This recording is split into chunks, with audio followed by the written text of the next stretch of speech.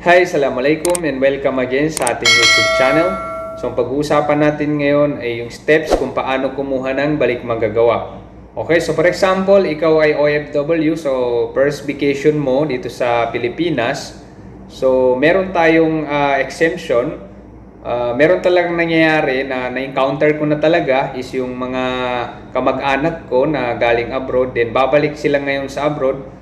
So, first vacation nila, so exempted sila dun sa balik manggagawa. So, kahit hindi na sila kukuha ngayon ng balik manggagawa, so pwede pa rin sila mag-travel pabalik ng abroad. So, meron naman, for example, second vacation mo na sa Pilipinas. So, kinakailangan mo na talaga kumuha ng balik manggagawa or OAC sa POEA. Okay? So ito is gusto ko lang kayo bigyan ng idea kung ano yung mga dapat tandaan sa pagkuha ng balik manggagawa. And then para dun sa mga ex-abroad na gustong mag-abroad ulit. Okay? So first, for example, kung kukuha na tayo ng balik manggagawa, so meron na tayong nagawang tutorial dito. Hanapin nyo lang sa aking YouTube channel kung paano yung pagpapa-appoint ng balik manggagawa. So unang-una na tandaan natin is yung paggawa ng account sa DMW. So yun yung website ng POEA, which is doon tayo makakakuha ng appointment. So bago tayo pumunta doon sa POEA, so kailangan natin magpa-appoint. Kailangan din natin kunin yung appointment paper natin after ng appointment. Kasi yun yung titingnan nila or yun yung kukunin nila sa atin pagdating natin doon. Okay? So, nakalagay doon yung schedule natin. Halimbawa, kung anong date tayo pupunta doon and then anong oras. Doon sila nakabase. So, yun yung hahanapin nila pagdating natin doon sa POEA.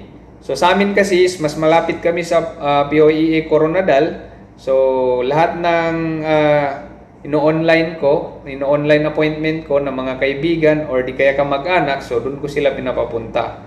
Okay? So, yun yung mga dapat natin tandaan. Huwag tayo pupunta doon pag wala tayong appointment kasi hindi rin tayo makakapasok. So, madidelay pa yung transaction natin kapag hindi pa tayo nagpa-appoint.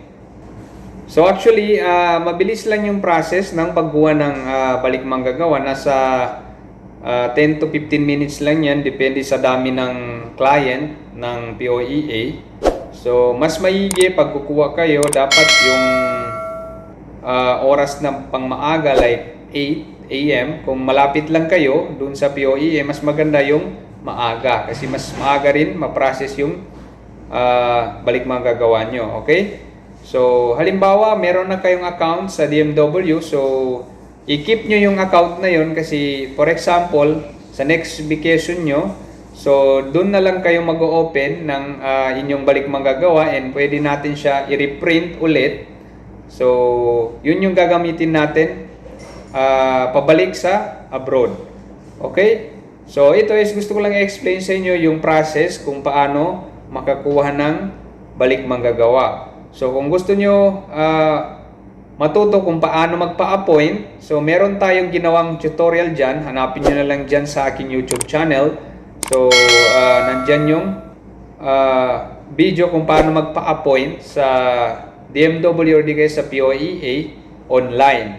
Okay? So, kahit hindi na kayo magbayad ng online appointment, kayang-kaya nyo yan sa inyong mga sarili. Okay? So, I hope nakatulong ito sa inyo. Thanks for watching and don't forget to subscribe to Amr TV for the latest videos na aking i-upload. Sukran and wassalam.